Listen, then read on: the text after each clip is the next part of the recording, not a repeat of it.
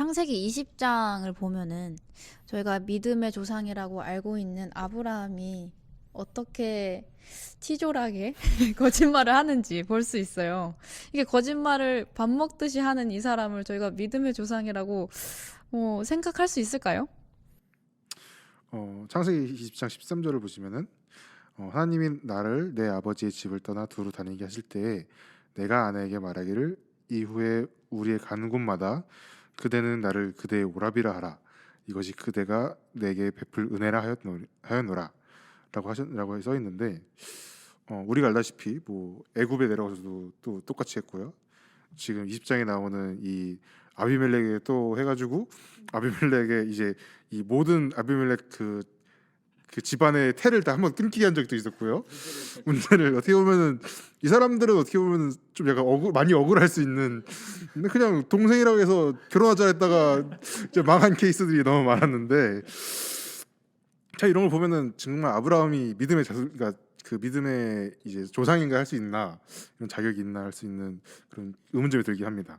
그렇죠. 근데 우리가 이제 그 하나님의 그 믿음이 무엇인가는 나중에 얘기할 수 있지만, 그러니까 우선 우리가 성경 이야기를 보면 아브라함은 하나님의 약속을 믿었다고 말해주고 있어요.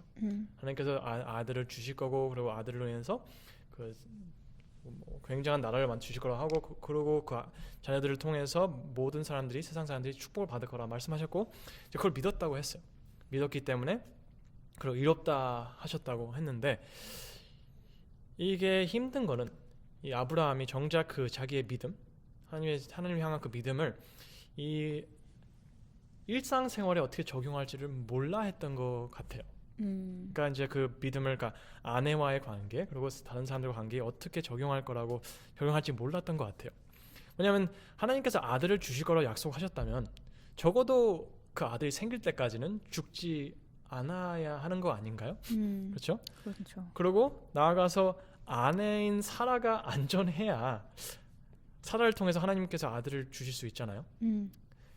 그러니까 이게 저는 이렇게 어떻게 생각하냐면, 이게 저는 고등학교 때 이제 오케스트라에서 이제 그 연주를 했는데 모든 악보가 똑같지가 않잖아요. 그러니까 뭐 주로 이제 트러블 클래프 한데, 어떤 악기들은 알토 클래프, 그리고 베이스 클래프, 그렇죠? 근데 이제 그 누가 멜로디를 하냐에 따라서 다른 사람들은 다 자기 맞는 악보에 그거를 어떻게 보면 transcribe. 그러니까 어떻게 한국말로 뭐라고 하지? transcribe을?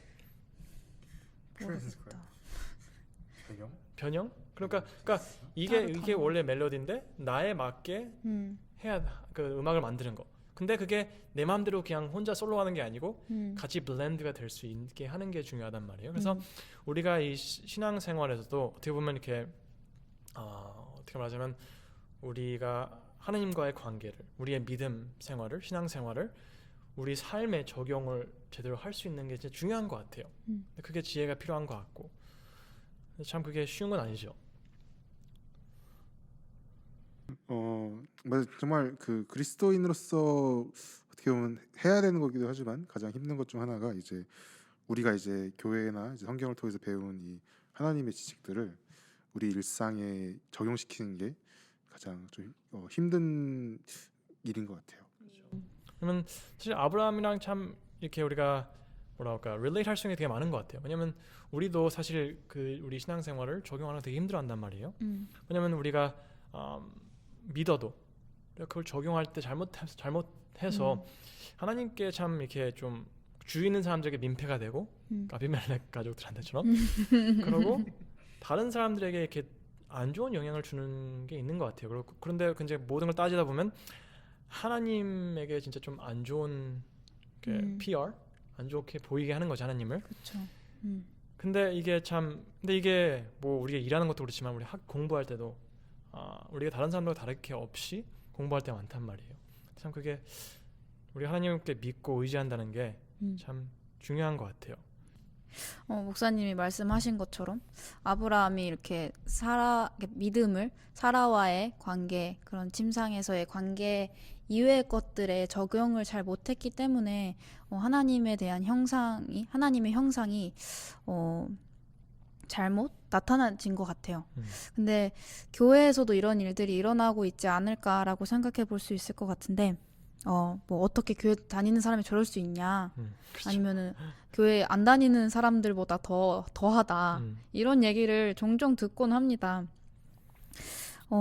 이런 말을 듣게 되는 이유는 이제 신앙인들이 자신이 믿는 것을 제대로 일상생활에 나타내고 있지 못하기 때문인 것 같아요.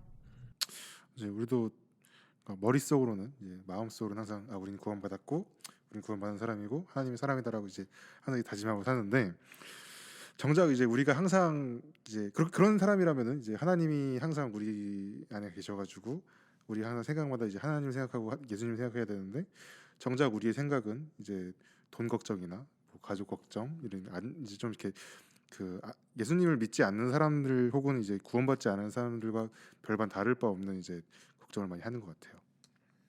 그래서 예수님께서 그 산상보훈에서 하나님께서 우리의 모든 필요를 채워주실 거라고 약속하신 것 같아요. 왜냐하면 우리가 이렇게 살아가면서 우리 일상생활에 적용하지 못하는 거는 이렇게 쓸데없는 거예요, 사실은. 그렇죠. 그렇죠. 그러니까 뭐랄까 이게 집에서 우리가 그 쓰레기라고 생각하죠. 그러니까 멋있기만 하고 사람들 보면 멋있다 하고 가고 끝나는 거예요. 근데 굳이 그러니까 쓸모가 없어. 그러니까 뭐 칼들 막 해놓고 뭐 그런 사람들 있잖아요. 장식. 예, 장식품이니까. 근데 우리 신앙생활은 장식품 이상이 돼야 된다는 말이죠. 근데 그거는 우리가 하나님과 관계에서 우리 하나님과 관계의 그 믿음, 신앙생활 그거를 우리 삶에 제대로 transcribing하는 거, 뭐 변형해서 변형은 좀 안 좋은 말이 될 수도 있는데, 그러니까 apply, right? 적용하는 게 그게 진짜 필요한 것 같아요. 아멘. And that's it.